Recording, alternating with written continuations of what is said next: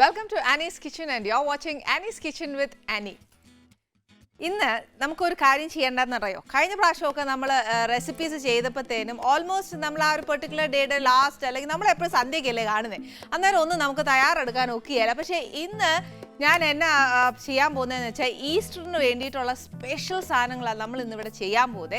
അതുകൊണ്ട് ഇന്ന് ഞാൻ ചെയ്യാൻ പോകുന്നത് 2 റെസിപ്പി അല്ല 3 ആണ്. അതായത് 2 റെസിപ്പി ഒരു ഡെസേർട്ടും. ചുമ്മാ നമ്മൾ കുറയ്ക്കണ്ടല്ലോ, നമ്മുടെ ഈസ്റ്ററും ഈ പറഞ്ഞുകൂടെ നമുക്ക് ഏറ്റവും സന്തോഷമുള്ളൊരു ഈസ്റ്റർ ആയിരിക്കണം. അതുകൊണ്ട് നമ്മൾ മാക്സിമം ഫുഡൊക്കെ ഉണ്ടാക്കി നമ്മുടെ ഡൈനിങ് ഒക്കെ നല്ല ഡെക്കറേറ്റ് ചെയ്ത് നമുക്ക് അങ്ങോട്ട് വിളമ്പാം അല്ലേ. ഇന്ന് നമ്മൾ ചെയ്യാൻ പോകുന്ന ഫസ്റ്റ്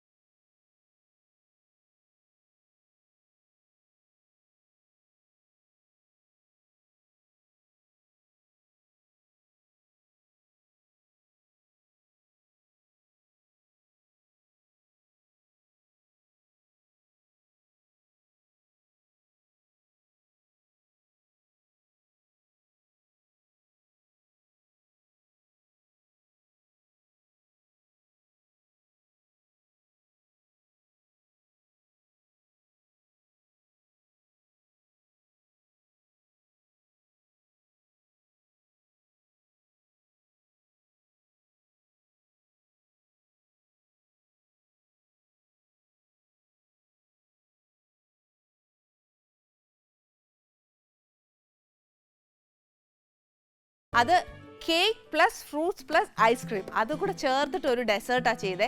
ഇതിന് ഞാൻ പ്രത്യേകിച്ച് പേരൊന്നും അങ്ങനെ ഞാൻ കണ്ടുപിടിച്ചില്ല. കാര്യം എന്നാന്നോ, പെട്ടെന്ന് വീട്ടിലൊരു ഗസ്റ്റ് വന്നപ്പോഴത്തേനും ഞാൻ അന്നേരം എൻ്റെ കണ്ണിൽ കണ്ട സാധനം, അതായത് ഫ്രൂട്ട്സ് എന്തൊക്കെ ഉണ്ടോ നോക്കി, വീട്ടിൽ എന്നാക്കി ഇരിപ്പുണ്ടോ നോക്കി, അതെല്ലാം നോക്കി വെച്ച് ഉണ്ടാക്കിയ ഒരു ഡെസേർട്ടായിരുന്നു. അപ്പോൾ നമുക്ക് ആ ഡെസേർട്ട് ഉണ്ടാക്കിയതിന് ശേഷം അതിന് പേരെന്നാന്ന് ഞാൻ ഒന്നുകൂടെ ആലോചിച്ച് പറഞ്ഞു തരാം. ഇത് 3 എണ്ണമാണ് നമ്മൾ ഇന്ന് ഉണ്ടാക്കാൻ പോകുന്നത്. ആദ്യം നമ്മൾ ചെയ്യാൻ പോകുന്ന പഞ്ചാബി മട്ടൺ കറിയാണ്. ഇനി അധികം വർത്താനം പറയുന്നില്ല. കറികൾ തുടങ്ങിയില്ലെങ്കിൽ നമുക്ക് ഇന്നൊരു സ്പെഷ്യൽ ഗസ്റ്റാണ് വരുന്നത്. അത് സസ്പെൻസ് ആയിക്കോട്ടെ കേട്ടോ. അന്ന് വെച്ചാൽ ആദ്യം നമ്മൾ ഇത് ഉണ്ടാക്കിയതിന് ശേഷം ഞാൻ പിന്നെ പറഞ്ഞു തരാം.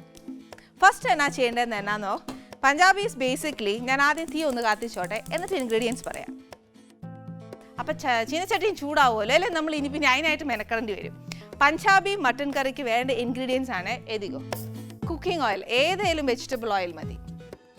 അവർ ശരിക്കും ഉപയോഗിക്കുന്നത് ഈ കടുകെണ്ണയാ, നമുക്കത് വേണ്ട. പിന്നെ ഇച്ചിരി നെയ്യ്, തക്കോലം, പട്ട, ഏലക്കായ, ഗ്രാമ്പു, കുരുമുളക്, തനി കുരുമുളകാന്നേ. പിന്നെ വേണ്ടിയത് സവാള. ഞാൻ എപ്പോഴും പറയുന്ന കൂട്ട് സവാള 1 കിലോ മട്ടൺ ആകുന്നതിൽ മീഡിയം സൈസ് ഉള്ളിയാണെങ്കിൽ 4 എണ്ണം, വലുതാണെങ്കിൽ 2 എണ്ണം, ഇല്ലെങ്കിൽ മീഡിയം വലുതും ഒക്കെ ആണെങ്കിലും 3 എണ്ണം എടുത്താൽ മതി. അതിൽ കൂടുതൽ എടുത്തു കഴിഞ്ഞാൽ മതിരിക്കും. പിന്നെ വേണ്ടിയത് കുറച്ച് ഇഞ്ചിയും വെളുത്തുള്ളിയും ചതച്ചേക്കുവാന്നേ. പിന്നെ ഇച്ചിരി മഞ്ഞൾപ്പൊടി, കുറച്ച് മുളക് പൊടി, ഒരു ഇച്ചിരി മല്ലിപ്പൊടി, കുറച്ച് ഗരം മസാല. പിന്നെ വേണ്ടിയത് ടൊമാറ്റോയാ, ഒരു 2 മുഴുത്ത ടൊമാറ്റോ. ഇത് 1 കിലോ മട്ടണാന്നു. ഈ മട്ടനകത്ത് ഈ ബേസിക്കലി നമ്മൾ ഒത്തിരി അതിൻ്റെ ഫാറ്റ് കളയാൻ നിന്നാൽ പിന്നെ ആ 1 കിലോ മട്ടൻ മേടിച്ചതിൻ്റെ വില നമുക്ക് മുതലാവുകയില്ല. എന്നാലും ഇച്ചിരിയൊക്കെ കളഞ്ഞു, നല്ലപ്പോഴൊക്കെ ആകുന്നതിലേ ഉള്ളൂ. കഴിയുന്നതും ഫാറ്റ് ഒഴിവാക്കി വെച്ച് കുക്ക് ചെയ്യുന്നതാണ് ഏറ്റവും നല്ലത്. പിന്നെ വേണ്ടിയത് കുറച്ച് തൈര്, പിന്നെ വേണ്ടിയത് കുറച്ച് ഉപ്പ്. ഇത് ശരിക്കും പറഞ്ഞാൽ സ്പൈസസിനൂടെ പറയേണ്ടതായിരുന്നു. ഒരു പട്ടയുടെ ഇല, ഉണങ്ങിയതാന്നേലും നല്ലതാ, അല്ല പച്ച ഇലയാന്നേലും കുഴപ്പമൊന്നുമില്ല. ഇപ്പം നമ്മുടെ ചീനച്ചട്ടി നല്ല അസൽ ചൂടായിട്ടുണ്ട്. ഇതിനകത്തോട്ട് ഞാൻ എൻ്റെ സ്പൈസസ് ഇട്ടാൽ പിന്നെ ഒന്നും പറയണ്ട, കാണാൻ പോലും കിട്ടുകയില്ല, ഇതിൻ്റെ നിറം തന്നെ ആയിരിക്കും. അതുകൊണ്ട് ഇങ്ങോട്ട് വെച്ചേച്ച് ഞാൻ ആദ്യം ഒരു ഇച്ചിരി എണ്ണ ഒഴിച്ചോട്ടെ.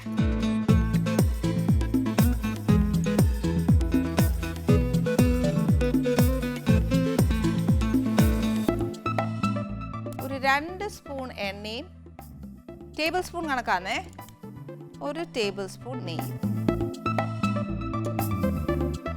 ഇതിനകത്തോട്ട് ഇനി പതുക്കെ തിരിച്ച് തീയിലോട്ട് വെച്ചേച്ച ഇതിനകത്തോട്ട് 2 തക്കോല.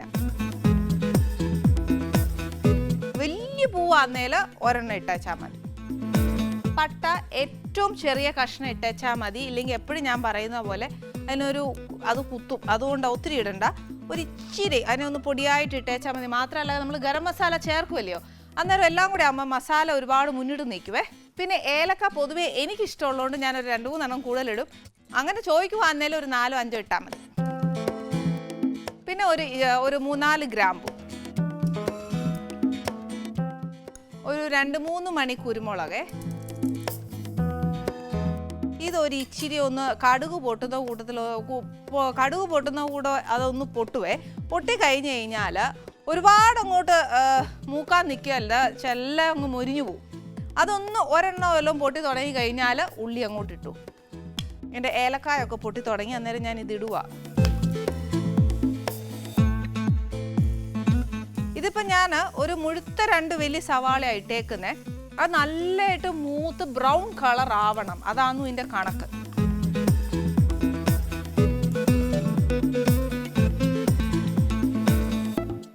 ഇത്രയും സവാള ഒന്ന് മൂത്ത് കിട്ടാനായിട്ട് ഒരു ഇച്ചിരി നേരം എടുക്കും. ഇന്ന് നമുക്കാണെങ്കിൽ കുറേ പണി ഉള്ളതാന്നു, അതുകൊണ്ട് എന്നാന്നറിയോ ഒരു ഇച്ചിരി ഉപ്പ് ഇടുവാന്നേ, അന്നേരം വേഗം മൂത്ത് കിട്ടും. ഈ ഉപ്പിട്ടോണ്ട് പിന്നെ കറിയിലോട്ട് ഉപ്പിടുമ്പോഴത്തേനും ഒന്ന് ശ്രദ്ധിച്ചോണം, അല്ലെ പിന്നെ ഓർക്കാതെ എടുത്ത് ഇട്ടേക്കല്ലേ.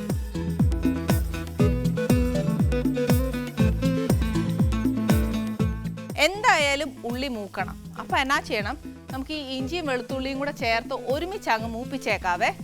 3 ടീസ്പൂൺ ഇഞ്ചിയും വെളുത്തുള്ളിയും കൂടെ ചതച്ചത്, അതല്ല സെപ്പറേറ്റ് അരിഞ്ഞ് വെച്ചേക്കുവാന്നേൽ 1.5 ടീസ്പൂൺ ഇഞ്ചിയും 1.5 ടീസ്പൂൺ വെളുത്തുള്ളിയും കൂടെ ചേർക്കുക.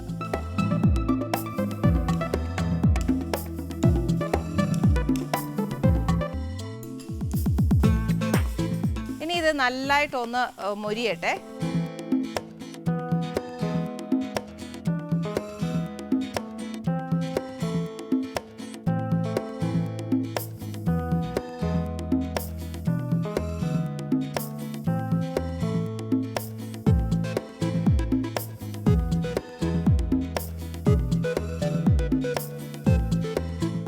ഉള്ളി നല്ലതായിട്ടൊന്ന് മൊരിഞ്ഞിട്ടുണ്ട്. മൊരിഞ്ഞെന്ന് പറയുന്നത് എന്താണെന്നറിയാം, ബ്രൗൺ ആവുകയാണേ. അതിനകത്തോട്ട് ഒരു ഇച്ചിരി മഞ്ഞപ്പൊടി. ഇനി ഈ ഇടുന്ന മസാലാസ് എല്ലാം ഒന്ന് മൂക്കണം, എന്നാലേ അതിന് ആ ടേസ്റ്റ് വരത്തുള്ളൂ. അപ്പോൾ ആദ്യം ഇച്ചിരി മഞ്ഞപ്പൊടി ഇടുക, കുറച്ച് മുളക് പൊടി,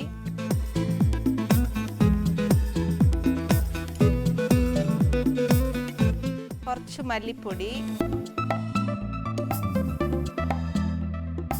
നേരത്തെ നമ്മൾ ഗരം മസാല ഇട്ടുകൊണ്ട് എന്നാ ചെയ്യണമെന്നോ, ഒരു 1/2 ടീസ്പൂൺ ഗരം മസാല ഇട്ടാൽ മതി, അല്ലെങ്കിൽ ഇച്ചിരി ആ മസാല മുന്നിട്ട് നിൽക്കും.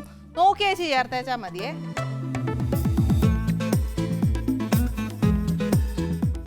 ഇതൊരു ഇച്ചിരി ഹൈ ഫ്ലെയിമേൽ ഒരു നല്ലതായിട്ടൊന്ന് മൂക്കട്ടെ. അതിൻ്റെ ആ ഒരു പച്ചച്ചൊവയുണ്ടല്ലോ അതൊന്ന് മാറിക്കഴിഞ്ഞാലേ നമുക്ക് നെക്സ്റ്റ് ചേർക്കാനൊക്കെ തോന്നും.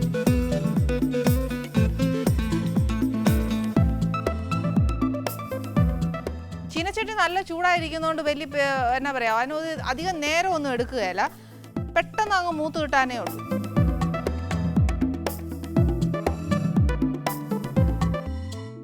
ഇനി ഇതിനകത്തോട്ട് നമ്മളുടെ ടൊമാറ്റോ മുഴുവൻ ഇടുക.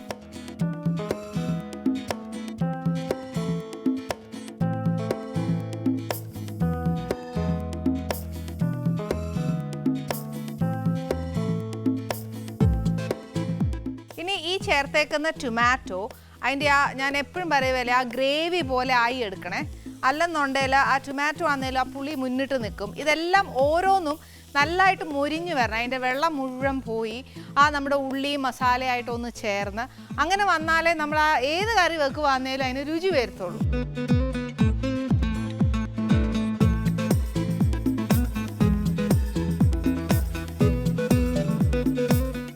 ഒത്തിരി കറിയൊക്കെ വെക്കാനുള്ളതുകൊണ്ടല്ലോ ഞാൻ ആ കറിവേപ്പില എടുക്കാൻ ഒരു ഇച്ചിരി മറന്നുപോയേ. ഇതൊന്ന് മൂക്കുന്ന സമയം ഞാൻ കുറച്ച് കറിവേപ്പില എടുത്ത് ഇവിടെ ഒന്ന് സൈഡ് വെച്ചോട്ടെ, അല്ലെങ്കിൽ എനിക്ക് ഈ മട്ടനും ചിക്കനും ഒക്കെ വെക്കുവന്നേൽ ഒരു മനസ്സമാധാനമില്ല ആ കറിവേപ്പില അവിടെ ഇല്ലെങ്കിൽ. എപ്പോഴും സ്റ്റോക്ക് വേണം നമ്മുടെ ഫ്രിഡ്ജിൽ, ഒരു ഇച്ചിരിയെങ്കിലും വേണം കറിവേപ്പില. അല്ലെങ്കിൽ മട്ടൻ്റെ മസാലയൊക്കെ ഒന്ന് മൂത്ത് വരുമ്പോൾ ഉണ്ടല്ലോ കറിവേപ്പിലയുടെ മണവും കൂടെ കിട്ടുമ്പോൾ അയൽവക്കക്കാർ പോലും ചോദിക്കും ഇത് എവിടെ നിന്നാണ്.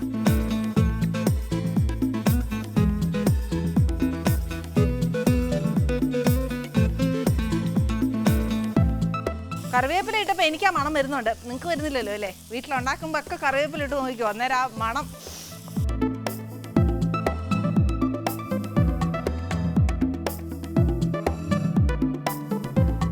ടൊമാറ്റോ ഇപ്പോൾ ശരിക്കും പറഞ്ഞാൽ മസാലയായിട്ടൊക്കെ നല്ലതായിട്ടൊന്ന് ചേർന്നിട്ടുണ്ട്.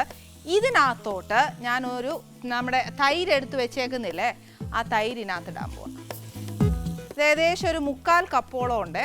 ഇതിൻ്റെ കൂട്ടത്തിൽ ഒരു പട്ടയുടെ ഇല. ഇനി എന്നാ നെക്സ്റ്റ് ആവുന്നതെന്നറിയോ, ഈ തൈര് തേണ്ട ഇങ്ങനെ ഒരുമാതിരി പിരിഞ്ഞ പാല് പോലെയൊക്കെ കിടക്കുമല്ലേ, ഇത് നല്ലതായിട്ട് നമ്മുടെ ഗ്രേവിയിൽ ചേർന്ന് ആ തൈരിൻ്റെ ഒരു മണം വരുവേ, ആ മണം കംപ്ലീറ്റ് ഒന്ന് പോണം. തിരിച്ച് ആ മസാലയുടെ ഒരു മണം നല്ലതായിട്ട് വരണം. അതുവരെ ഇതൊന്ന് നമ്മൾ നല്ലതായിട്ട് ഇളക്കണം.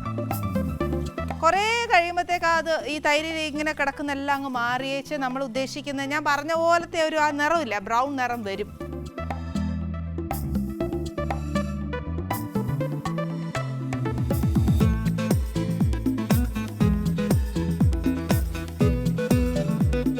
ഇപ്പം നമ്മൾ നേരത്തെ ചേർത്ത തൈരുണ്ടല്ലോ, അതേണ്ടേ ഞാൻ അന്നേരം ചേർത്തപ്പോഴത്തേക്ക് അതിങ്ങനെ ഒന്ന് കേർഡിലായിട്ട് കിടക്കുമല്ലായിരുന്നോ, അതേ പിരിഞ്ഞ കൂട്ടൊക്കെ കിടക്കുമായിരുന്നേ.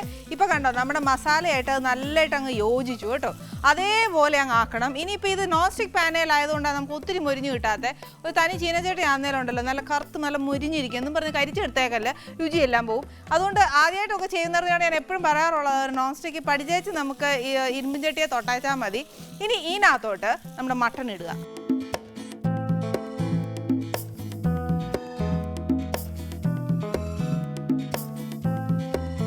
എന്നിട്ട് ഈ മസാല ഉണ്ടല്ലോ നല്ലതായിട്ടൊന്ന് അതിനകത്തോട്ടൊന്ന് പിടിപ്പിക്കണം.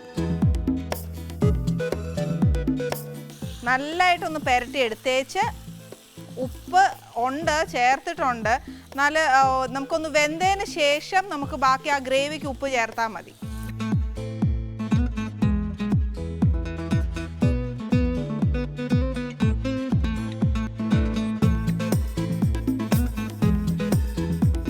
എന്തായാലും പാനയിലിരുന്ന് ഇത് എന്തായാലും വേവാൻ പോകുന്നില്ല. ഇന്നത്തെ ദിവസം നമുക്ക് ഒരു ജോലിയും തീരാൻ പോകുന്നില്ല.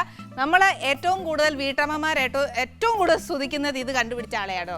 അന്നേരം വേഗം പണിയൊക്കെ എന്തോരം വേഗമാണ് തീരുന്നേ.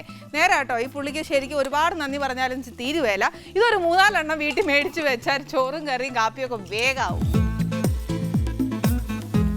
ഇനി ഇതിനകത്തോട്ട് നമ്മുടെ മട്ടനെ ട്രാൻസ്ഫർ ചെയ്യാം.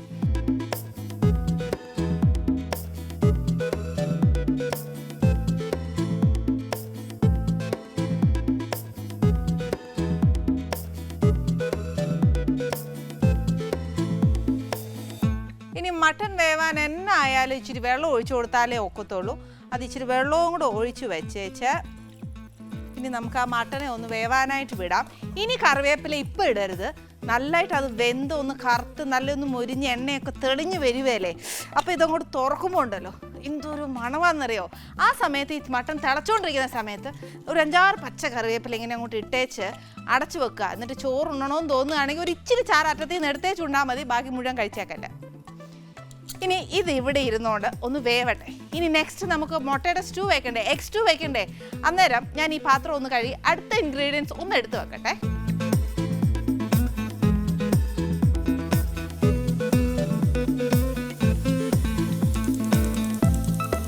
നേരത്തെ ചെയ്ത പോലെ തന്നെ ഞാൻ ഇൻഗ്രീഡിയൻസ് പറയുന്ന സമയത്ത് നമ്മുടെ ചീനച്ചട്ടി ചൂടാവുവേ. അന്നേരം എൻ്റെ മട്ടണും വേവും. മട്ടൺ ഒരു 2 പ്രഷർ വന്നു ഞാനിതൊക്കെ നാക്കുന്നതിന് ശേഷം. ഇനി ഒരു പ്രഷറൂടെ മാക്സിമം മതി, ഇല്ലെങ്കിൽ പിന്നെ തിന്നാനായിട്ട് മട്ടൺ കിട്ടുകയില്ല. ഇച്ചിരി എന്നാ ഒരു ടെൻഡർ മട്ടൺ ആയിരുന്നേ, നല്ല പിഞ്ച് മട്ടണാണ്. അന്നേരം പിന്നെ ഒരുപാട് വേവ് ഒന്നുമില്ല. പിന്നെ അന്നേരം ഈ പ്രഷർ വന്നിരിക്കുമ്പോഴത്തേക്ക് നമ്മൾ ഓഫ് ചെയ്യുമ്പോൾ പിന്നെ ഫുൾ പ്രഷറും ഡൗൺ ആവുന്നിടം വരെ ഒന്നുകൂടെ ഒരു വേവുണ്ട് നമ്മുടെ മട്ടണ്. അന്നേരം എന്നാ ചെയ്യാൻ പോവാ, ഞാൻ ഇപ്പം ഏകദേശം ഇപ്പം 4ാമത്തെ വിസിലാണ് ഈ വരുന്നേ. ഇപ്പം നല്ല പ്രഷർ വരുമല്ലേ, ഞാൻ ഇതിനെ ഒന്ന് ഓഫ് ചെയ്യാൻ പോവാം. നെക്സ്റ്റ് ആ പ്രഷർ തന്നെ താഴട്ടെ, അന്നേരം ഒന്നുകൂടെ അതൊന്ന് വേവും. അഥവാ വെന്തില്ലേൽ ഒരു പ്രഷർ കൂടെ കൊടുത്തേച്ചാൽ മതി. ഇനി എന്നാ വേണ്ടിയെന്ന് വെച്ചാൽ നമ്മൾ നെക്സ്റ്റ് ചെയ്യാൻ പോകുന്നത് എഗ് സ്റ്റൂ ആണ്. എഗ് സ്റ്റൂവിന് വേണ്ടിയ സാധനങ്ങൾ എന്നാന്ന് വെച്ചാൽ കുറച്ച് വെജിറ്റബിൾ ഓയിൽ വേണം, ഒരു ഇച്ചിരി നെയ്യ് വേണം. ഇതിൻ്റെ ടിപ്പ് എന്നാന്ന് ഞാൻ പറഞ്ഞുതരാവേ. പിന്നെ ആന്നേലോ കുറച്ച് വറ്റൽ മുളക്, ഒരു ഇച്ചിരി കടുക്, പിന്നെ കുറച്ച് ഉള്ളി, ഉരുളക്കിഴങ്ങ്, പിന്നെ കുറച്ച് കറിവേപ്പില, ഒരു സ്വല്പം മഞ്ഞപ്പൊടി മതിയാവും. പിന്നെ സ്പൈസസ് എല്ലാം വേണം. പട്ട, ഒരു തക്കോലം, ഏലക്കായ, ഗ്രാമ്പൂ, ഇഞ്ചിയും വെളുത്തുള്ളിയും ചതച്ചതാ, ഇല്ലെങ്കിൽ അരിഞ്ഞേച്ചാലും മതി. പിന്നെ വേണ്ടത് ഇച്ചിരി പച്ചമുളക്, എരിവ് കണക്കാക്കി വേണം പച്ചമുളക് എടുക്കാനേ. ഈ സ്പൈസസ് എന്നാന്ന് വെച്ചാൽ ഞാനിപ്പോൾ കാണിച്ചില്ലേ, പട്ട, തക്കോലം, ഏലക്ക, ഗ്രാമ്പൂ, ഇതൊന്ന് ചതച്ചെടുത്തേക്ക് ഇടികല്ലേൽ വെച്ചേച്ച് അത് കുറച്ച് ഒരു 3-4 എണ്ണം വീതം വെച്ച് ഇടിച്ചെടുത്തേക്കുക. പിന്നെ ഇത് എന്നാന്ന് വെച്ചാൽ കുരുമുളക് ഇച്ചിരി ചതച്ചെടുത്തേക്കുക. പിന്നെ കുറച്ച് ഉപ്പ്, കുറച്ച് തേങ്ങാപ്പാല്, 1-ാം പാലാന്നു ഇത്. പിന്നെ എത്ര പേരാ ഉള്ളതെന്ന് വെച്ചാൽ അത് കണക്കാക്കി മുട്ട പുഴുങ്ങിയെടുക്കണം. ഇത്രയും സാധനമേ വേണ്ടുള്ളൂ. ഇതിനകത്ത് ഇനി വേണ്ടതാണ്ടോ, ഞാൻ പറയുന്നത് എന്നെ സമയം ലാവാന്ന് നോക്കിയേ. ചീനച്ചട്ടി നല്ല ചൂടായേ. ഇതിനകത്തോട്ട് നമുക്ക് ഒരു ഇച്ചിരി എണ്ണ ഒഴിക്കാം. ആദ്യം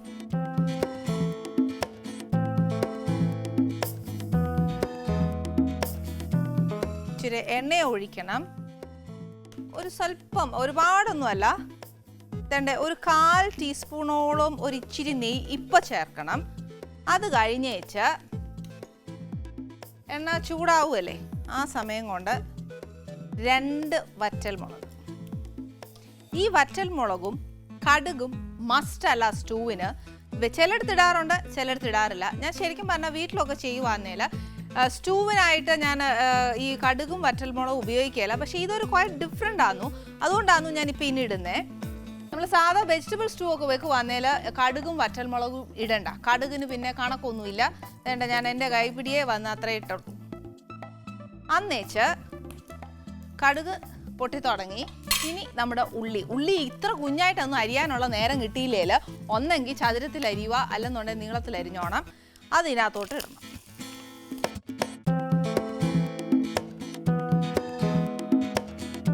ഇനി നമ്മുടെ എളുപ്പവഴി ചെയ്യാൻ പോവാ. എന്നാന്നോ, ഒരു ഇച്ചിരി ഉപ്പ് അങ്ങിട്ടേക്കാം.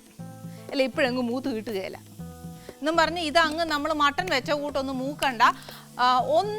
എന്നാ പറയുക, ഒന്ന് വഴന്ന് കിട്ടിയേച്ചാൽ മതി. ഇതിൻ്റെ കൂടെ തന്നെ നമുക്ക് എന്നാ ചെയ്യാന്നോ, ഇഞ്ചിയും വെളുത്തുള്ളിയും കൂടെ ചേർക്കണം. ഇഞ്ചിയും വെളുത്തുള്ളിയുടെയും കണക്ക് മട്ടണോളം ചേർക്കരുത്, 1 ടീസ്പൂൺ മതിയാവും. ഇത് ചതച്ച് ചേർത്തില്ലേൽ നമ്മൾ അരിഞ്ഞിട്ടേച്ചാലും മതി.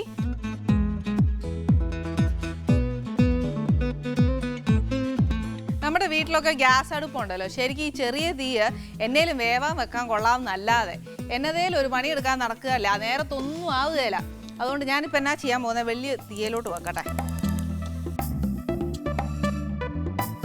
അല്ല, ഇന്ന് മുഴുവൻ നമ്മൾ ഇത് വഴറ്റിക്കൊണ്ട് ഇവിടെ നിൽക്കുകയുള്ളൂ.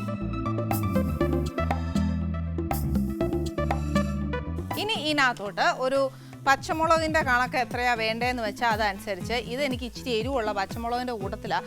അന്നേരം ഒരുപാട് ഇടുകയില്ല, എന്നാലും പച്ചമുളകിൻ്റെ ഒരു എരിവ് വേണം. ഒരു 2-3 ഒന്ന് കീറി ഇട്ടേച്ചാൽ മതി. ഇനിയാന്നു സ്പൈസസ് ചേർക്കുന്നത്. ഈ പട്ടയിൽ തന്നെ വ്യത്യാസമുണ്ട്. എന്നാന്നോ, നമ്മൾ ഈ പട്ടയുടെ തോടെടുക്കുമ്പോഴത്തേന് ഈ മെലിഞ്ഞ പട്ടയുണ്ട്, എന്നാൽ കട്ടി കൂടിയ പട്ടയുണ്ട്. ഈ കട്ടി കൂടിയ പട്ട ഇടുവാന്നേൽ ഒരു സ്വല്പം ഇടാവുള്ളേ. പിന്നെ അന്നേരം ഒരു ചെറിയ പൂ ഇട്ടേച്ചാൽ മതി. ഒരു പൂവേ ഇട്ടിട്ടുള്ളൂ. ബാക്കി നമ്മളിവിടെ ചതച്ച് വെച്ചേക്കുന്നുണ്ട്, അതിൻ്റെ അടുത്തുണ്ടോ ഒരു പൂവ്. പിന്നെ ഒരു 3-4 ഏലക്ക, ഒരു 3-4 ഗ്രാമ്പൂ. ഇനി ഇതൊന്ന് ഇച്ചിരി നല്ലതായിട്ടൊന്ന് വഴന്ന് കിട്ടണം. ഇതൊന്ന് ട്രാൻസ്ലൂസൻ്റ് ആയാൽ മതി, ഒരുപാടല്ല. ഈ പറഞ്ഞ കൂട്ട് എന്നാ പറയുക, ഒന്ന് വഴന്ന് വരികയല്ലേ, അത് മതിയേ. ഇതിന് വലിയ നേരം ഒന്നും എടുക്കുകയില്ല, സ്റ്റൂവിനൊക്കെ ആന്നേല പെട്ടെന്നാവുന്നേ ഉള്ളൂ. ഇതിനകത്തോട്ട് ഞാൻ ഉരുളക്കിഴങ്ങ് ഇടാൻ പോവാം. മുട്ട ഉള്ളത് കൊണ്ടേ ഉരുളക്കിഴങ്ങിനോട് ഒന്നും പിള്ളേർക്ക് വലിയ പിടുത്തം കാണുകയില്ല.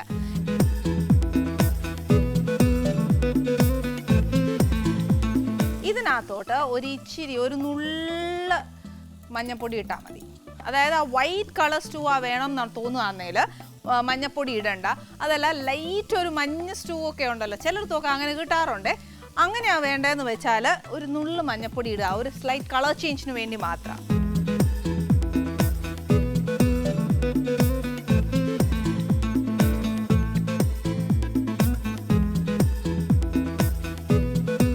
മഞ്ഞൾപ്പൊടി ചേർത്ത് കഴിഞ്ഞാൽ അതൊന്നും ഒരു ഇച്ചിരി എണ്ണയിലൊന്ന് മൂക്കണേ. കാര്യം എന്നാന്നോ, ആ മഞ്ഞൾപ്പൊടി കൊണ്ടല്ലോ നമ്മൾ ഇച്ചിരി മഞ്ഞ കറിക്കൊക്കെ കൂടുവാന്നേൽ ആ മഞ്ഞയുടെ ഒരു ടേസ്റ്റ് മുന്നേ വരുവേലേ. ഇത് ശരിക്കും പറഞ്ഞാൽ സ്റ്റൂവിന് അങ്ങനെ വേണ്ട.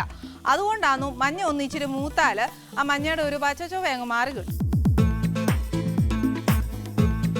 പിന്നെ ചീനച്ചട്ടി ചൂടായിരിക്കുന്നിടത്തോളം ഞാൻ പറയുകയില്ല, അതിന് ഒരുപാട് ഇളക്കാനൊന്നും പറയില്ല, അത് തന്നെ പെട്ടെന്ന് അങ്ങ് മൂക്കും. ഇതിനകത്തോട്ട് നമ്മൾ ചതച്ച് വെച്ചേക്കുന്നില്ലേ, പട്ട, ഗ്രാമ്പു, ഏലക്ക, തക്കോലം, പിന്നെ കുരുമുളക്, ഇത്രയും ചതച്ച് വെച്ചേക്കുന്ന മസാല ഇടുക. ഇത് നമ്മൾ ചതച്ച് തന്നെ ഇടണം. എന്നാന്നോ, മറ്റേ നമ്മൾ പൊടിക്കാൻ നമ്മൾ ഇറച്ചിക്കൊക്കെ വാങ്ങിച്ചു വെക്കുന്ന മസാല ഇടുവാന്നേൽ അതിനകത്ത് പെരിഞ്ചീരകം ഉണ്ട്. അപ്പം നമ്മുടെ സ്റ്റൂവിനകത്ത് പെരിഞ്ചീരകം ചേർത്താൽ കൊള്ളുകയില്ല.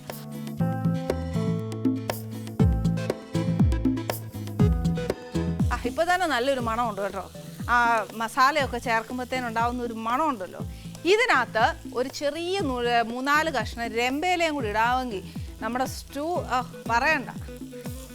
ഇനി ഇതിനകത്തോട്ട് നേരത്തെ നമ്മൾ ഇച്ചിരി ഉപ്പിട്ടായിരുന്നു, അതുകൊണ്ട് ഒരുപാട് ഉപ്പിടുന്നില്ല, ഒരു നുള്ളു ഉപ്പിട്ടേച്ച് കുറച്ച് കുരുമുളക് ചതച്ച് വെച്ചില്ലേ അതും കൂടെ ഇതിനകത്തിടണം.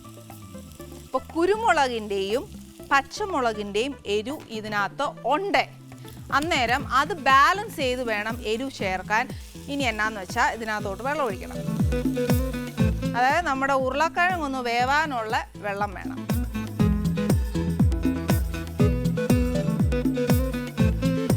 പിന്നെ എളുപ്പ വഴിക്ക് ഒരു കാര്യം കൂടെ ഞാൻ പറയാവേ, ഉരുളക്കിഴങ്ങ് കുക്കറെ വേവിച്ചേച്ച് ഇതിനകത്തോട്ട് ഇട്ടേക്കരുത്, അതിൻ്റെ രുചിയൊന്നും കാണുകയില്ല. ഇങ്ങനെയൊക്കെ വേവുന്നത് തന്നെയാണ് നല്ലത്. ഇനി ഇത് ഇവിടെ നിന്ന് വേവട്ടെ. ഇനി നമുക്ക് ചേർക്കാൻ വേറെ ഒന്നുമില്ല, മുട്ടയും തലപ്പാലും മാത്രമേ ഉള്ളൂ. ഇനി നെക്സ്റ്റ് നമ്മുടെ ഫ്രൂട്ട് സാലഡ് ഇല്ലേ, കേക്ക് വിത്ത് ഫ്രൂട്ട് സാലഡ്, അത് ഒരു ഇൻ എ ഡിഫറെൻറ്റ് വേ നമുക്ക് അതെങ്ങനെ കൊടുക്കാം എന്ന് നോക്കാം. വേണ്ടിയത് എന്നാന്ന് വെച്ചാൽ മറ്റേ കേക്ക് വിത്ത് ഫ്രൂട്ട് സാലഡാണ്. അതെങ്ങനെയാണെന്ന് വെച്ചാൽ ഫ്രൂട്ട്സ് ഇന്നതെന്നൊന്നും ഞാൻ പറയുകയില്ല, നമ്മുടെ കയ്യിലുള്ള എന്നാ ഫ്രൂട്ട്സ് ആണെങ്കിലും ഇതിന് ഓക്കെ ആന്നു. ഇതിനിപ്പോൾ ഞാൻ എടുത്തേക്കുന്നത് കുറച്ച് മാങ്ങ ഉണ്ട്. ഇപ്പം മാങ്ങയുടെ സീസണാണ്, അന്നേരം ഇച്ചിരി മാങ്ങ എടുത്തിട്ടുണ്ട്. പിന്നെ അന്നേൽ ഒരു ഇച്ചിരി ഓറഞ്ച്, കുറച്ച് പൈനാപ്പിൾ, കുറച്ച് ആപ്പിള്, കുറച്ച് മുന്തിരിങ്ങ, ഇത് വട്ടത്തി അരിഞ്ഞേക്കുക. പിന്നെ വേണ്ടിയത് ഒരു ഇച്ചിരി ബട്ടറാണ്, കുറച്ച് മതിയാവും. പിന്നെ നമ്മുടെ കയ്യിൽ എന്തായാലും ഒരു ഇച്ചിരി കേക്ക് കാണാതിരിക്കും, അത് പ്ലെയിൻ കേക്ക് മതി. പിന്നെ വേണ്ടിയത് കുറച്ച് fruit jam, mixed fruit jam. പൈനാപ്പിളോ അങ്ങനത്തെ ഒക്കെ തനിയായിട്ടുള്ള ജാം മേടിക്കേണ്ട, ഇങ്ങനെ മിക്സ്ഡ് ആയിട്ടുള്ള റെഡ് കളർ ജാം മേടിച്ച് വെച്ചാൽ മതി. ഇതിന് ഏറ്റവും എളുപ്പം ഇപ്പം എന്നാണെന്നറിയാവോ, നമ്മൾ ഈ ഫ്രൂട്ട്സ് എല്ലാം കൂടെ നമ്മുടെ ജാമിനകത്തോട്ട് ഇട്ടേച്ച് നല്ല സിറപ്പാക്കി എടുക്കണം. ഓറഞ്ച് ഒരു കുറച്ചേ ഇടാവുള്ളൂ. ഓറഞ്ച് ബേസിക്കലി നമുക്കറിയാമല്ലോ ഒരു ഇച്ചിരി ഒരു എന്നാ പറയുക പുളിയുള്ള കൂട്ടത്തിലല്ലേ. അന്നേരം മാങ്ങ പകുതി ഓറഞ്ച് പകുതി അങ്ങനെ ഇട്ടാൽ മതി. മാങ്ങ എന്നാന്ന് പറയുക ഇച്ചിരി അലങ്കരിക്കാനും കൂടെ വേണേ. പൈനാപ്പിള്, കുറച്ച് ആപ്പിള്, പിന്നെ ഒരു ഇച്ചിരി മുന്തിരിങ്ങായ, ഇതെല്ലാം കൂടെ നമ്മുടെ ഈ ജാമില് മിക്സഡ് ഫ്രൂട്ട് ജാമാന്നു ഇത്. ഇതിനകത്തോട്ട് ഒരു നുള്ളു വെള്ളം ഒഴിച്ചേച്ച് ഇതിനെ ഒന്ന് ലൂസാക്കണം. ഇതിൻ്റെ എന്നാ പറയുക, ഇതിൻ്റെ ഒരു മധുരം മതി എന്ന് വെച്ചാൽ അത് മതി. കാര്യം കേക്കിനാന്നേലും മധുരമുണ്ട്, നമ്മുടെ ഫ്രൂട്ട്സിന് അതിൻ്റെ ബേസിക്കലി ഉള്ള മധുരമുണ്ട്, പിന്നെ അതേ ഫ്രൂട്ട് ജാമിനാന്നും മധുരമുണ്ട്. ഇത് പോരാന്നുണ്ടെങ്കിൽ ഒരു ഇച്ചിരി പഞ്ചസാര നമ്മുടെ ഫ്രൂട്ട്സിനകത്തോട്ട് ചേർത്തേച്ചാൽ മതി.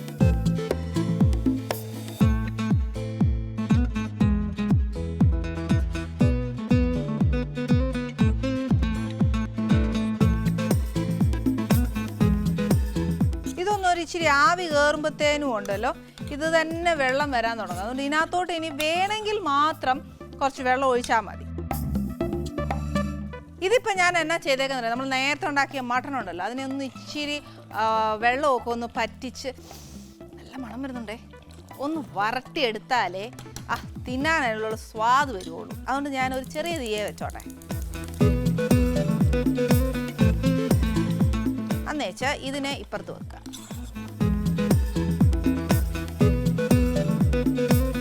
ഇത് ഇവിടെ ഇരുന്ന് ഒന്ന് മൂക്കട്ടെ. ആ സമയം കൊണ്ട് നമുക്ക് നെക്സ്റ്റ് ചെയ്യേണ്ട എന്നാന്ന് വെച്ചാൽ കേക്ക് എന്നാ ചെയ്യണം, ഒന്നെങ്കിൽ നമ്മൾ കൈവച്ച് ഇങ്ങനെ പൊടിച്ചെടുക്കുക, അല്ലെന്നുണ്ടെങ്കിൽ മിക്സിയിലിട്ട് ഒന്ന് നമ്മുടെ ബ്രെഡൊക്കെ പൊടിക്കുകയല്ലേ എന്ന് പറഞ്ഞ കൂട്ട് ഒന്ന് പൊടിച്ചെടുക്കുക. ക്രംബിൾ ചെയ്തെടുക്കുന്നതാ ഏറ്റവും ബെസ്റ്റ്.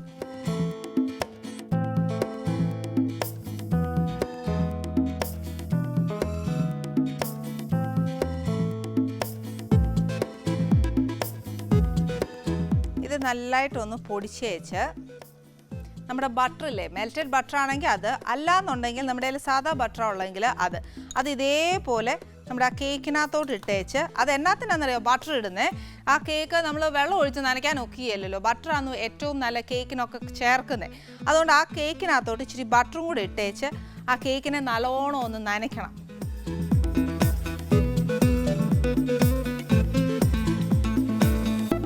ഇത് ഇച്ചിരി നനച്ച് വെച്ചേച്ച് നമ്മൾ കഴിഞ്ഞ പ്രാവശ്യം ചെയ്ത ഒരു പാത്രമല്ലേ, ഇതേപോലെ റൗണ്ട് പാത്രം എടുക്കുക. അതിനകത്തോട്ട് ഫസ്റ്റ് ലെയർ ഇത് അമക്കി നല്ല ടൈറ്റായിട്ട് ഫസ്റ്റ് ലെയർ ആക്കി എടുക്കണം.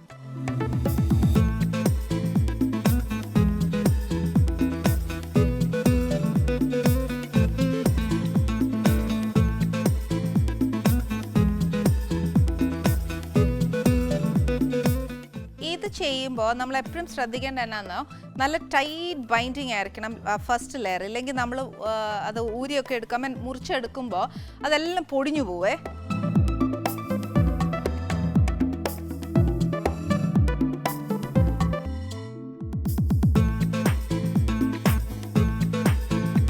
ഇനി ഇതിനകത്തോട്ട് നമ്മുടെ ഫ്രൂട്ട്സ് കണ്ടോ, ഇപ്പം ഞാൻ ഒരു തുള്ളി വെള്ളം ഒഴിച്ചിട്ടില്ലായിരുന്നു, പക്ഷേ ഫ്രൂട്ട്സിനകത്തൊക്കെ നല്ല വെള്ളമുണ്ട്. അന്നേരം എന്നാ ചെയ്യുന്നതെന്നറിയോ, ആ ഫ്രൂട്ട്സിൻ്റെ വെള്ളം മുഴുവൻ പറ്റിയിട്ട് നമുക്ക് ആ ഫ്രൂട്ട് മാത്രം മതി, ഒരു ചെറിയ സോസ് മതി, അതിൽ കൂടുതൽ നമുക്കത് വേണ്ട. അല്ലെന്നുണ്ടെങ്കിൽ ഈ നമ്മുടെ അടിയിലത്തെ കേക്ക് ഉണ്ടല്ലോ, ഒത്തിരി ടു വെറ്റായിട്ട് ഒന്നും നമുക്ക് അതിനെ മുറിച്ചെടുക്കാൻ ഒക്കത്തില്ല.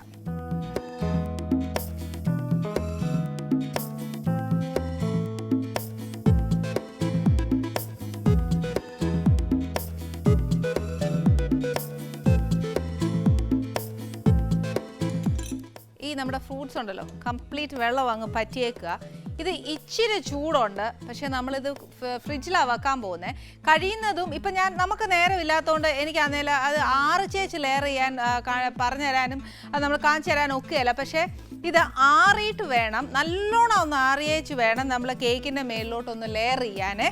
അന്നേരം ഇപ്പം ഇതൊരു ഇച്ചിരി ചൂടുണ്ട്, എന്നാലും ഞാനിപ്പോൾ ഇത് ആക്കി ഉടനെ തന്നെ ഫ്രിഡ്ജിലോട്ട് വെക്കുക, അല്ലെങ്കിൽ നമുക്ക് മുറിക്കാൻ കിട്ടുകയല്ല, പൊടിഞ്ഞു പോകും.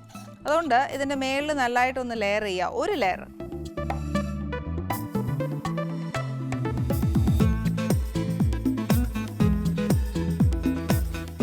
ഇതിൻ്റെ മേളിലോട്ട് ബാക്കി കേക്ക് സെയിം സാധനം ബട്ടർ ഇട്ട് ഒന്നുകൂടെ ചെയ്തേച്ച്, ഈ നമ്മൾ നേരത്തെ പുട്ട് നനച്ചില്ലേ എന്ന് പറഞ്ഞ കൂട്ട് നനച്ചേച്ച് ഇതിൻ്റെ മേളിലോട്ട് ആ കേക്ക് ഇടുക.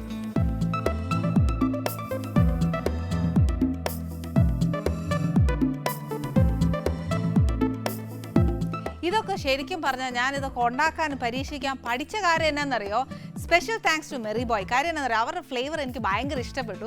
ഞാൻ സത്യം പറഞ്ഞാൽ എല്ലാ ഫ്ലേവേഴ്സും ടേസ്റ്റ് ചെയ്യാത്ത ഞാൻ ഒരേ ഒരു ഫ്ലേവറേ കഴിക്കത്തുള്ളൂ. എനിക്ക് ഏറ്റവും കൂടുതൽ ഇഷ്ടമുള്ള ഒരു ഫ്ലേവർ എന്ന് പറഞ്ഞാൽ വാനിലയാണ്. അപ്പം ഞാൻ എന്നാ ചെയ്തു, വാനില അല്ലാതെ വേറെ ഒരു ഫ്ലേവേഴ്സും ഞാൻ ഇതുവരെ ടേസ്റ്റ് ചെയ്തിട്ടില്ല. പക്ഷേ മെറി ബോയുടെ ഞാൻ എല്ലാ ഫ്ലേവേഴ്സും ടേസ്റ്റ് ചെയ്തു, എനിക്ക് ഭയങ്കര ഇഷ്ടമായി. ഇനി എന്താ ചെയ്യേണ്ടത്, ഇത് കംപ്ലീറ്റ് ആയിട്ട് ഫ്രീസ് ആക്കിയതിന് ശേഷം ഇത് മിനിമം 2 to 3 hours വേണം. പക്ഷേ ഇത് നമ്മൾ ഫ്രീസറിൽ വെച്ചാൽ മതി. അതാകുമ്പോൾ ഒരു 10 minutes to 15 minutes വെക്കാവുള്ളൂ ഫ്രീസറിൽ. നമ്മൾ ഫ്രീസറിൽ ഒരു 15 minutes വെച്ച് പെട്ടെന്ന് താഴോട്ട് അങ്ങ് വെക്കുക. അപ്പോൾ ഇത് സെറ്റ് ആവുകയും ചെയ്യും, വരുന്ന ഗസ്റ്റിന് നമുക്ക് വേഗം സെർവ് ചെയ്യാനും വെക്കും.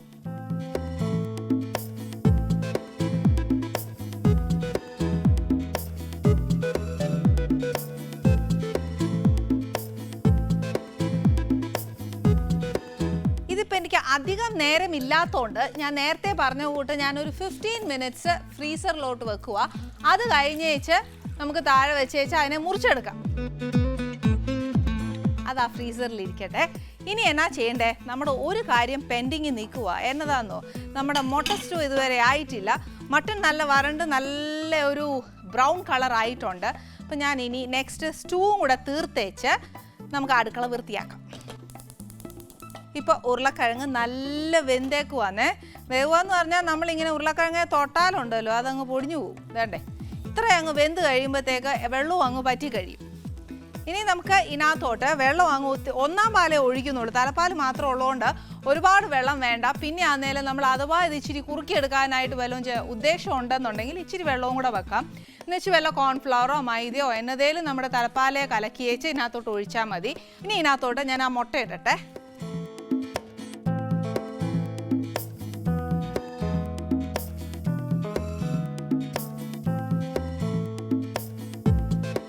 ഒന്നെങ്കിൽ മുട്ട ഇങ്ങനെ ഇടുക, അല്ലെന്നുണ്ട് എന്നാ ചെയ്യണമെന്നറിയോ, നമ്മൾ സ്റ്റൂ കംപ്ലീറ്റ് ആക്കി വെച്ച് ഇതിനെ ഒന്ന് രണ്ടായിട്ടൊന്ന് കീറി വെച്ച് സ്റ്റൂവിൻ്റെ മേളിൽ ഇങ്ങനെ ഡെക്കറേറ്റ് ചെയ്ത് വെച്ചേച്ചാലും മതി.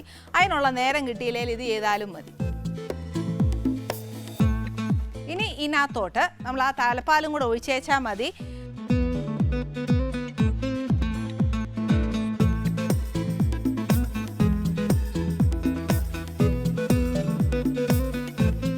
തലപ്പാൽ ഒഴിച്ച് കഴിഞ്ഞാൽ ഒരുപാട് തിളയ്ക്കാൻ അനുവദിക്കേണ്ട, ഒരു ഇച്ചിരി തിളച്ചേച്ചാൽ മതി. പിന്നെ അഥവാ ഇച്ചിരി എരിവ് കുറവാന്നേൽ 1-2 കുരുമുളക് മണി ഒന്ന് തല്ലിയിട്ടേച്ചാൽ മതി. വേറെ ഒന്നും ചെയ്യല്ല.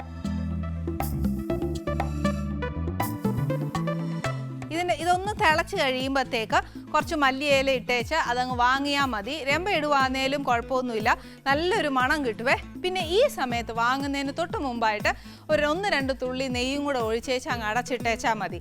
ഇന്ന് നമ്മൾ ഗസ്റ്റിൻ്റെ കാര്യം നമ്മളൊരു ആദ്യം ഒരു സസ്പെൻസ് ഇട്ടേക്കുമായിരുന്നേ.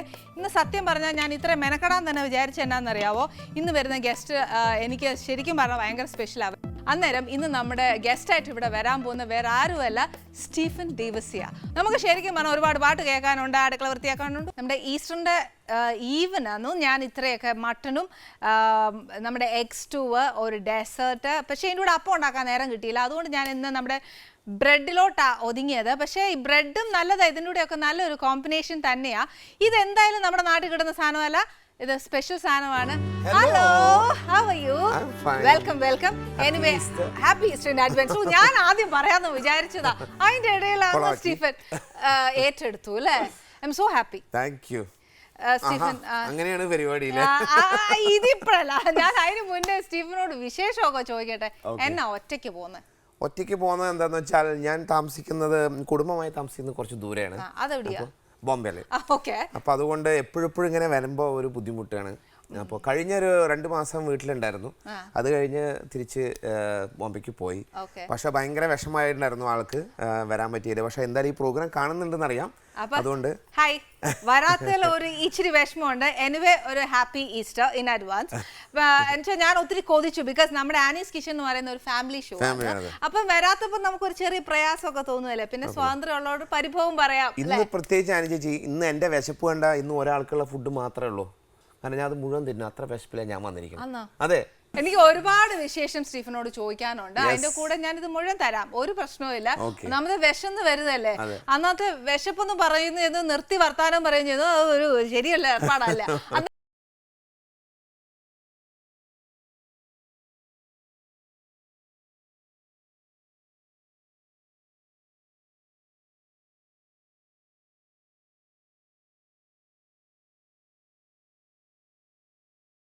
സ്റ്റീഫനെ കാണുമ്പോൾ ഒരു കാര്യം എപ്പോഴും ആലോചിക്കും ഞാനല്ലേ. സ്റ്റീഫൻ അല്ല, ശരിക്കും ചിലതൊക്കെ എനിക്ക് ഭയങ്കര സംശയമല്ല, അത് അച്ചിട്ടാന്ന് തോന്നുന്നേ. എന്താണെന്നറിയാവോ, ഫോർ എക്സാമ്പിൾ പറയുവാണെങ്കിൽ നമ്മുടെ സഹിർ ഹുസൈൻ, അദ്ദേഹം തബലയുടെ ഭയങ്കര എക്സ്പേർട്ടാണ്. പിന്നെ ശിവമണി ആണെങ്കിൽ ഈ പറഞ്ഞ പോലെ ഡ്രാമിസ്റ്റ്, അത് അങ്ങനെ പറഞ്ഞേക്കുക. പക്ഷെ നമ്മുടെ മലയാളിയുടെ ഇടയിലുണ്ടല്ലോ, ശരിക്കും പിയാനോയുടെ കാര്യം പറയുവാണെങ്കിൽ സ്റ്റീഫന്റെ ഫേസാണ് വരുന്നത്. അത് വലിയൊരു അനുഗ്രഹമായിട്ട് കാണുന്നു ചേച്ചി അങ്ങനെ പറഞ്ഞപ്പോൾ. ശരിക്കും ഞാൻ പലതവണ ഇങ്ങനെ ആലോചിച്ചിട്ടുണ്ട് ഈ കാര്യം. അതിലും എനിക്ക് ഏറ്റവും പ്രൗഡായിട്ട് തോന്നി എന്നാണെന്നറിയാവോ, ശരിക്കും വേൾഡ് യൂത്ത് ഡേയുടെ സമയത്ത് സ്റ്റീഫൻ ആന്നു നമ്മുടെ ഇന്ത്യ റെപ്രസെന്റ് ചെയ്തിട്ട് ജോൺ മാർപ്പാപ്പയുടെ അടുത്ത് ചെന്നതും.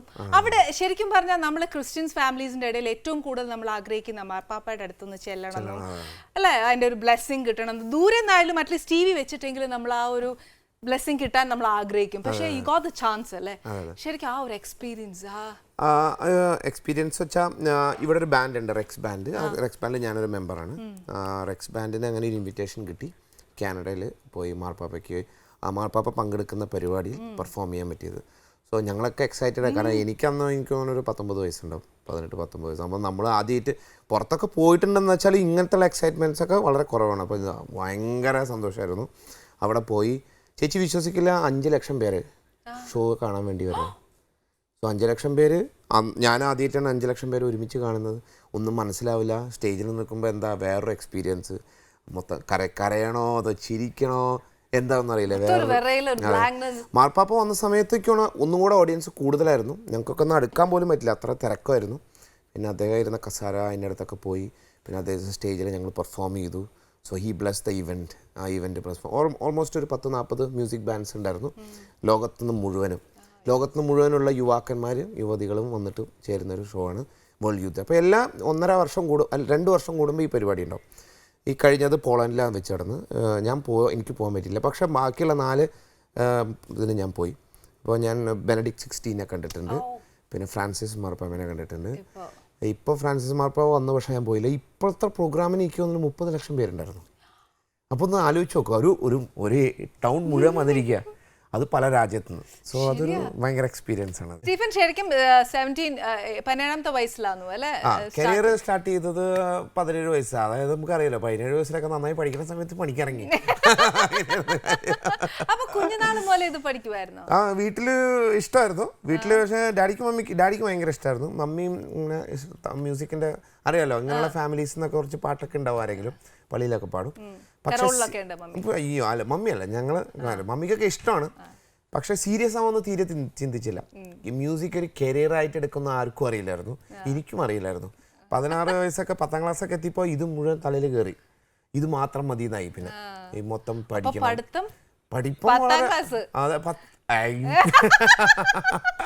അതിനെനിക്ക് അഭിമാനമുള്ളൂ.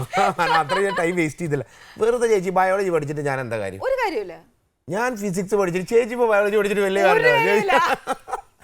ഇതാരും ഒരു ഇതായിട്ട് എടുക്കണ്ട.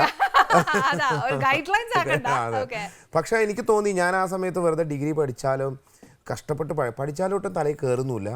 എന്നാൽ അപ്പം എനിക്ക് മനസ്സിലായത് ശരിയാവാത്തൊരു പണിയാണെന്ന് മനസ്സിലായി. അതുകൊണ്ട് കുറേ ആ ശ്രദ്ധ മുഴുവൻ മ്യൂസിക്കിലേക്ക് കൊടുത്തു. പിന്നെ ആ ഇറങ്ങണ സമയത്ത് കുറച്ച് ബുദ്ധിമുട്ടുണ്ടായിരുന്നു.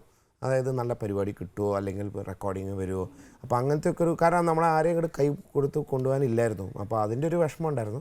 പക്ഷെ അതൊക്കെ ആ സമയത്ത് ഒരു പ്രശ്നമില്ലായിരുന്നു, എല്ലാം കറക്റ്റായി വന്നു. ആ സമയത്ത് ഹരിഹരൻ എന്നെ വായിക്കാൻ വിളിച്ചു. അന്ന് ഞാൻ 17 വയസ്സടിക്കണ്ടായിരുന്നുള്ളൂ. 17 വയസ്സിൽ ആദ്യം ഹരിഹരൻ വായിക്കാൻ വിളിച്ചു. അന്ന് ഞാൻ വിചാരിച്ചു നുണ പറയാമെന്ന് ചോദിച്ചു, ഇതിന് പ്രോഗ്രാമിൽ വിളിക്കാൻ വന്ന ആൾക്കാർ. എൻ്റെ സുഹൃത്ത് ഇപ്പോഴും അദ്ദേഹം എൻ്റെ കൂടെയുണ്ട്. അപ്പോൾ വെച്ചു ഹരിഹരൻ്റെ കൂടെ വായിക്കുന്നു. ശരി, ഓക്കെ. അന്നാ സമയത്ത് അദ്ദേഹം ഉയരെ എന്നുള്ള പാട്ടൊക്കെ ഹിറ്റായി നിൽക്കുന്ന സമയം. കൊളോണിയൽ കസിൻസിന് ഫസ്റ്റ് MTV അവാർഡ്സ് കിട്ടി. അപ്പോൾ അത് കഴിഞ്ഞ് പാലക്കാട് ഞാൻ റിഹേഴ്സലിൽ പോയപ്പോഴാണ് ഇദ്ദേഹം വന്നിരുന്നപ്പോഴാണ് മനസ്സിലായത് സംഭവം സീരിയസ് ആണ്. ഞാനധികം പാട്ടൊന്നും പഠിച്ചു, എനിക്ക് പാട്ടൊന്നും അയച്ചു തന്നൊന്നുമില്ല. അപ്പോൾ എൻ്റെ അടുത്ത് ഞാനിങ്ങനെ മാറി നിൽക്കുക, വേറെ കലാകാരന്മാരൊക്കെ വായിക്കേണ്ട. കഴിഞ്ഞൊരു ഗ്യാപ്പ് എത്തിയപ്പോൾ എൻ്റെ അടുത്ത് പറഞ്ഞു വന്ന് വായിക്കാൻ പറഞ്ഞു. അപ്പോൾ ഒരു പാട്ട് വെറുതെ വായിക്കുമ്പോൾ ഞാനപ്പോൾ ഒരു പിയാനോ ഒരു പീസ് ഞാൻ വായിച്ചു. എനിക്കറിയുന്നൊരു സോങ് ക്ലാസിക്കൽ, വെസ്റ്റേൺ ക്ലാസിക്കൽ. അദ്ദേഹം പറഞ്ഞു ഞാനൊരു പാട്ട് പാടാൻ അതിന് ബാക്ക് ചെയ്യാൻ പറഞ്ഞു. ഉയരെ പാടി അദ്ദേഹം. അപ്പോൾ ഞാൻ എൻ്റെ രീതിയിലൊന്ന് ബാക്ക് ചെയ്തു. എനിക്ക് അങ്ങനെ വലിയ പാട്ടും ബീജിയൊന്നും അറിയില്ലായിരുന്നു.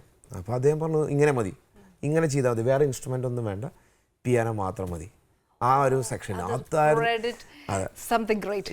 അപ്പോൾ എൻ്റെ ജീവിതത്തിൽ ഞാൻ ആദ്യമായിട്ട് ഒരു അൺപ്ലഗ്ഡ് എന്ന് പറഞ്ഞൊരു സംഭവം വായിക്കുന്നത്. അതിനുശേഷമാണ് അമൃത TV സൂപ്പർ സ്റ്റാർ വന്നപ്പോൾ അൺപ്ലഗ്ഡ് ഷോ ഞങ്ങൾ ചെയ്ത് ആ പ്രോഗ്രാമൊക്കെ സൂപ്പർ സ്റ്റാറിൻ്റെ ഫസ്റ്റ് എപ്പിസോഡ്സൊക്കെ ഞാൻ വായിച്ചിരുന്നു. അങ്ങനെയായിരുന്നു ഈ 1 man ഷോ വന്നത്. സ്റ്റീഫൻ സ്റ്റോപ്പ്, എനിക്ക് ആ ഉയിര് ഭയങ്കര ഇഷ്ടമാണ്. ഓയോ വായിക്കണം? ഓക്കെ, വായിച്ചുതരാം. വായിച്ചു തന്നു കഴിഞ്ഞാൽ ഒരു കഷ്ണം ബ്രെഡും കുറച്ച് മട്ടൺ എനിക്ക് ഇപ്പം തരണം.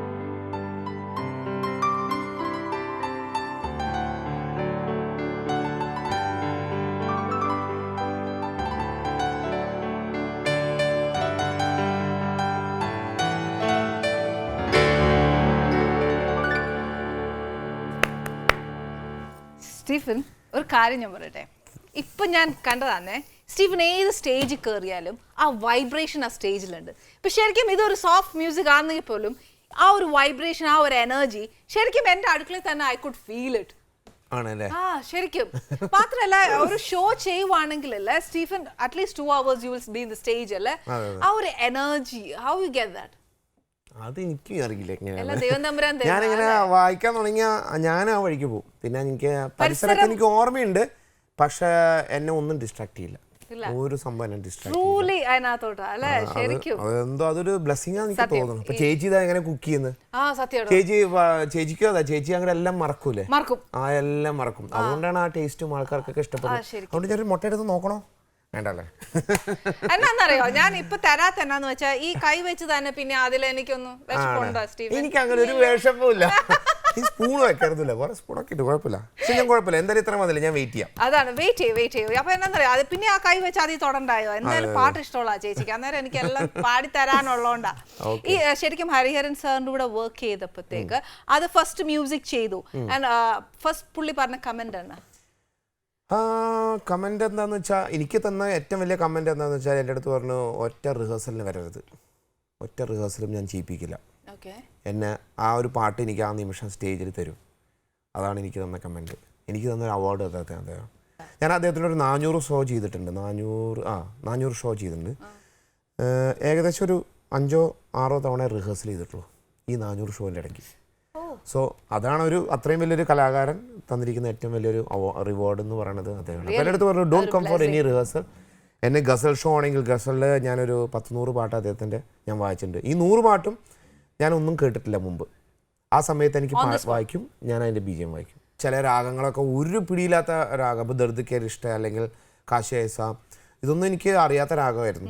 അതൊക്കെ അദ്ദേഹത്തിൻ്റെ കൂടെ വായിച്ചിട്ടാണ് എനിക്ക് അത് മുഴുവൻ ഐഡിയ. ആ ഒരു ട്രെയിനിങ്ങാണ് പിന്നെ എൻ്റെ കാലഘട്ടത്തിൽ മുഴുവൻ എനിക്കും അത് ആക്കിയത്. ഇപ്പോൾ റിയാലിറ്റി ഷോയിൽ വരുമ്പോൾ പിള്ളേർ പാടാൻ വേണ്ടി വരും. ചിലപ്പോൾ ചില പാട്ടുകൾ എനിക്ക് അറിയാത്ത പാട്ടായിരിക്കും, ഞാൻ അങ്ങനെ വായിക്കും കൂടെ. അപ്പോൾ അങ്ങനെ ഞാനിപ്പോൾ ചില രാഗങ്ങളൊക്കെ, ഇപ്പോൾ ഈ രാഗം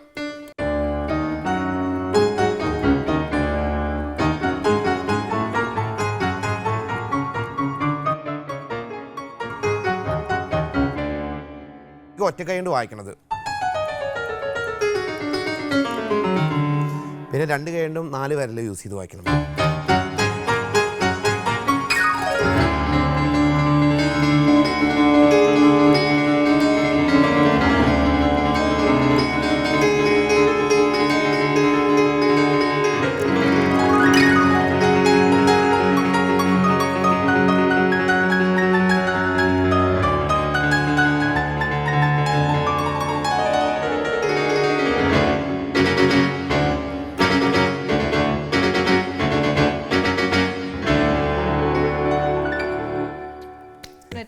ഇനി ഇപ്പുറത്ത് വന്നിരുന്നോളൂ, ഇനി ഞാൻ സെർവ് ചെയ്തോളാം. ഇനി ഏതാ first, which one you prefer? Mutton ആയിരിക്കും അല്ലേ?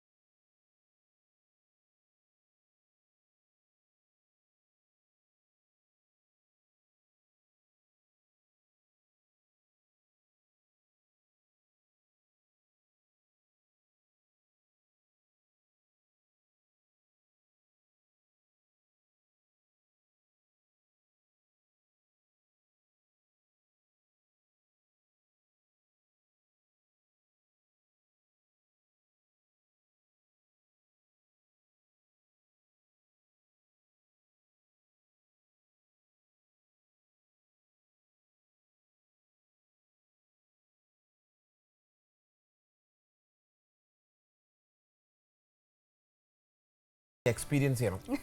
എന്തായാലും ഒരു കാര്യം I should formal to you. എനിക്ക് ഇത്രയും സമയം ചെലവഴിച്ചാൽ ഐ എം സോ ഹാപ്പി. അയ്യോ ചേച്ചി, ഇതിപ്പോ എനിക്കാണ് സന്തോഷം കൂടുതൽ. ചേച്ചിയുടെ ഈ ഷോയില് ഇങ്ങനെ വരാൻ പറ്റി, ഇത്ര നല്ല ഭക്ഷണം കഴിക്കാൻ പറ്റി, ചേച്ചിയുടെ കൈ കൊണ്ട് വിളമ്പി തന്നു, അതൊക്കെ വലിയ കാര്യം, സന്തോഷം. അപ്പൊ ഇനി കൂടുതലായിട്ട് പോട്ടെ ചേച്ചി. Thank you very much.